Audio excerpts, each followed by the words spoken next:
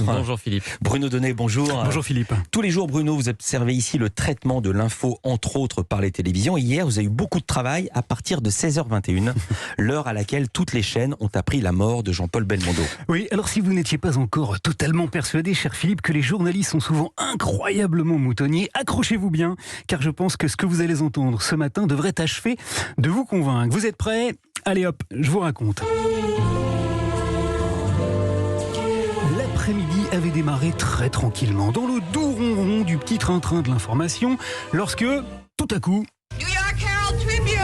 l'énorme breaking news est tombé dans l'oreillette des présentateurs. Priorité au direct, si vous nous rejoignez, édition spéciale parce que Jean-Paul Belmondo est décédé. Alors, toutes les chaînes info, sans exception, se sont mises à faire exactement la même chose, à utiliser les mêmes mots et à inviter partout les mêmes personnes. D'abord, elles ont eu envie de recueillir des réactions émues. Bon, BFM TV a commencé un peu mollement avec le patron du resto préféré de Belmondo qui nous a livré une information, pas tout à fait primordiale. Jean-Paul Belmondo adorait tout ce qui était hachis parmenté et puis il aimait bien manger un steak haché. Du coup, la chaîne a décidé de muscler un peu son casting et elle a appelé Ariel Dombal. Merci beaucoup d'être avec nous. Problème, la qualité de la communication avec Ariel Dombal était épouvantable et on n'y comprenait pas grand-chose. Alors, c'était peut-être tout en jeu. Bon, pas grave, car devinez un peu qui était aussi sur LCI. Ariel Dombal est en ligne avec nous. Merci beaucoup d'avoir répondu.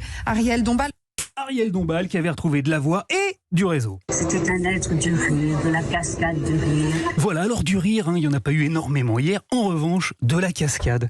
Je vous en ai trouvé à la pelle dans les archives de France Info. Il y a beaucoup de gens quand même qui m'ont vu faire des cascades. Mais également dans celles de France 3. Ils savent que je les fais moi-même et que je me fais pas doubler. Dans les commentaires du 19-20. Des films dans lesquels il effectue lui-même ses cascades. Mais aussi dans ceux du 19-45 d'M6. Des cascades risquées. L'acteur ne triche pas. Comme à son habitude et au péril de sa vie, il les exécute lui-même. Sans oublier le fameux micro-trottoir du 20h de TF1. Il faisait les cascades lui-même.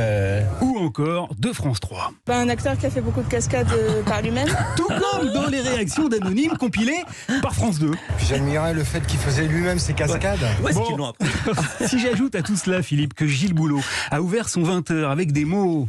Parce qu'il était d'une certaine manière la quintessence de l'esprit français, la gouaille, le panache, la débrouille, le sens de la réplique qui fait mouche. Qui étaient pratiquement les mêmes que ceux avec lesquels Anne-Sophie Lapix a débuté le sien. Une figure qui incarnait la fougue, la force, l'agilité, l'humour. Et que tandis que TF1 recevait... Bonsoir Claude Lelouch, merci beaucoup d'être avec nous. Claude Lelouch, France 2, avait invité... Et nous sommes en direct avec Claude Lelouch. Merci d'avoir accepté notre invitation. Vous allez finir par trouver que mes méthodes sont un affreux moyen odieusement détourné de vous recoller un peu de bébelle dans les oreilles et que c'est tout de même totalement dégueulasse. Qu'est-ce que c'est dégueulasse? Ce à quoi je vous répondrai que oui, vous avez parfaitement raison, mais que si vous n'aimez pas la montagne qu'a été cet immense comédien, si vous n'aimez pas la mer de la nouvelle vague qu'il fut, bref, si vous n'aimez pas tout ce que symbolisa Belmondo...